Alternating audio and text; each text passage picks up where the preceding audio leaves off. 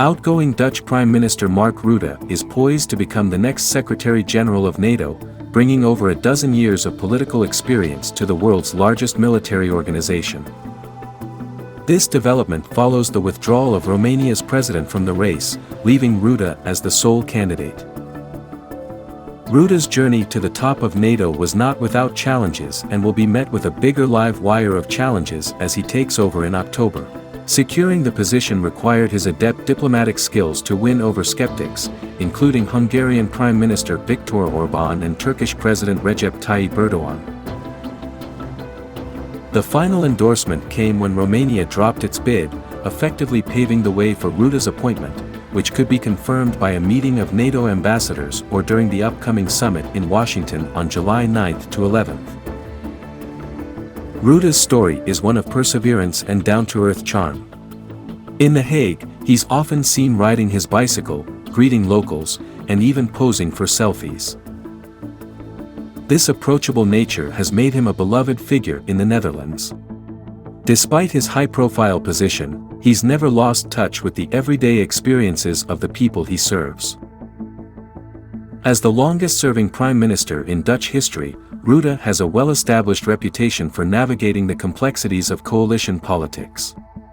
His tenure, marked by leading 4 Dutch multi-party governments since 2010, has prepared him for the consensus-driven operations of NATO. Rutte's political career, however, has not been without its hurdles. Known as Teflon Mark for his ability to emerge unscathed from numerous scandals, he faced significant challenges. His third coalition government resigned in 2021 due to a child welfare payment scandal, but he swiftly rebounded, leading his Conservative People's Party for Freedom and Democracy, VVD, to victory and forming a new coalition. Throughout his tenure as Prime Minister, Rutte has been a staunch supporter of Ukraine, particularly following Russia's invasion in 2022. Under his leadership, the Netherlands committed substantial military aid to Kiev, including Leopard tanks and F-16 fighter jets. Rutte cited the ongoing conflict and global instability as key motivators for his pursuit of the NATO leadership role. Well, it's not that I initially looked for it.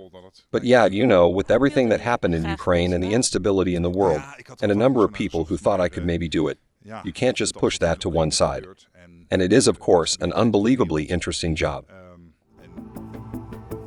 Rutte's path to the NATO chief role involved overcoming opposition from several quarters. Hungary's Viktor Orbán lifted his veto after receiving written guarantees from Rutte that Hungary would not be compelled to support new NATO plans for Ukraine. This assurance, delivered in a letter dated June 18, removed a significant obstacle and demonstrated Rutte's diplomatic acumen. An important topic of our discussion was the Russian-Ukrainian war.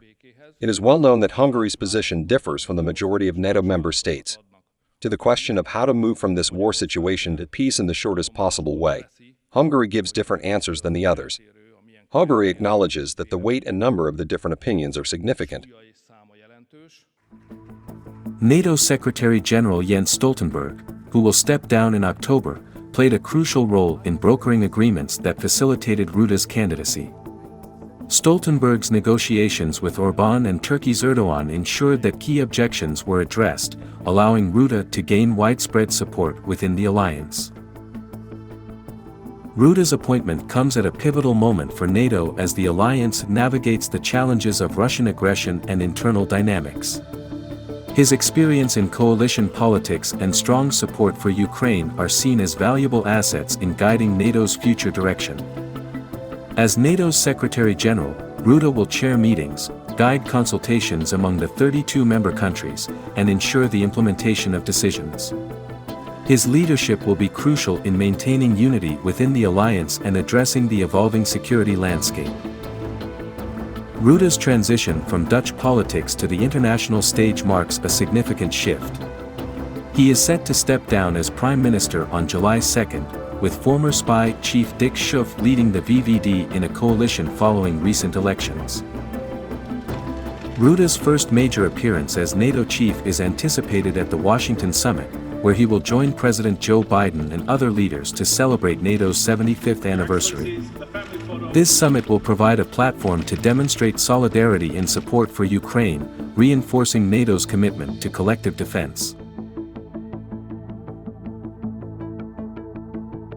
Meanwhile, Stoltenberg hit out on Putin for his recent visit to North Korea and said that NATO's security is not regional but global. He went on to say that what happens in Europe matters for Asia. And what happens in Asia matters for Europe. Putin's visits to North Korea demonstrates and confirms the very close alignment between Russia and authoritarian states like North Korea, but also China and Iran. And this also demonstrates that our security is not regional, it's global. What happens in Europe matters for Asia, and what happens in Asia matters for us. And this is clearly demonstrated in Ukraine, where Iran, North Korea, China are propping up, fueling Russia's war of aggression against Ukraine. So this idea that we can divide security into regional theaters doesn't work anymore.